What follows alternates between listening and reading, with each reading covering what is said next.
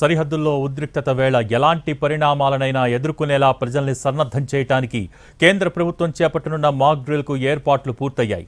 300 పైచిలుకు civil defence జిల్లాల్లో సైరన్లు మోగనున్నాయి.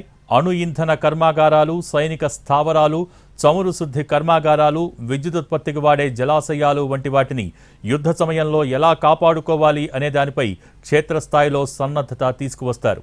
దీనిలో ప్రజల్ని ఎలా భాగస్వామ్యుల్ని చేయాలి అనే దానిపై కేంద్ర హోంశాఖ నేతృత్వంలో ఉన్నత స్థాయి సమీక్షా సమావేశంలో సమగ్రంగా చర్చించారు. వివిధ విభాగాల అధికారులకు దీనిలో మార్గనిర్దేశం చేశారు. విద్యార్థులు, ప్రభుత్వ, ప్రైవేటు సంస్థల ఉద్యోగులు, ఆసుపత్రుల సిబ్బంది, రైల్వే, మెట్రో అధికారులు, పోలీసులు, పారామిలిటరీ బలగాలు, రక్షణ బలగాలు దీనిలో పాల్గొనేలా సూచనలు జారీ అయ్యాయి. పరిపాలనాపరమైన జిల్లాలు, సివిల్ డిఫెన్స్ జిల్లాలు వేర్వేరు.